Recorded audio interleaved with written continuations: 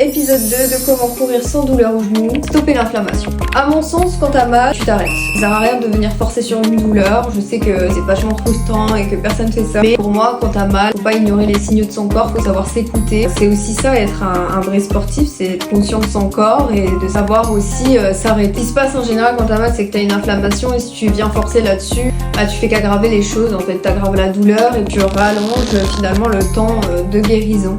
Ça peut même devenir une douleur chronique, c'est-à-dire qui reste dans le temps et qui va vraiment t'embêter pendant un long moment, peut-être toute ta vie. Donc est-ce que ça vaut le coup? Je te laisse faire le calcul. Donc voilà, dans un premier temps, on arrête tout.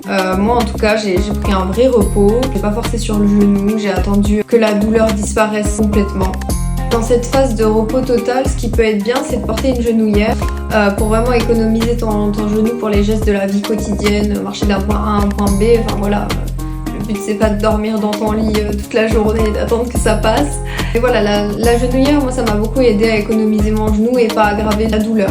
Après bien sûr, il y a des choses qui peuvent être mises en place pour accélérer le processus de guérison, notamment adopter une alimentation anti-inflammatoire.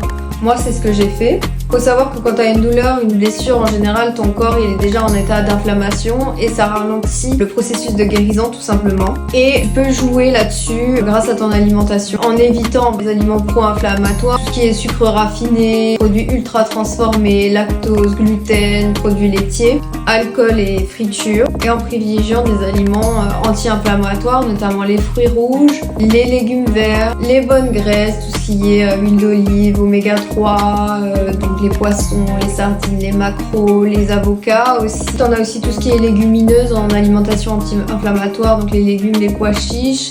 Et enfin, le thé vert et les tisanes. D'ailleurs, petite astuce, moi tous les matins je prends une petite boisson avec de l'amande, du curcuma, du gingembre, un peu de poivre parce que ça active justement les bienfaits du curcuma. Et je bois ça tous les matins, ça booste tout ce qui est système immunitaire et ça aide à réduire l'inflammation de façon générale. D'ailleurs mon prochain post c'est une recette anti-inflammatoire que j'aime bien faire.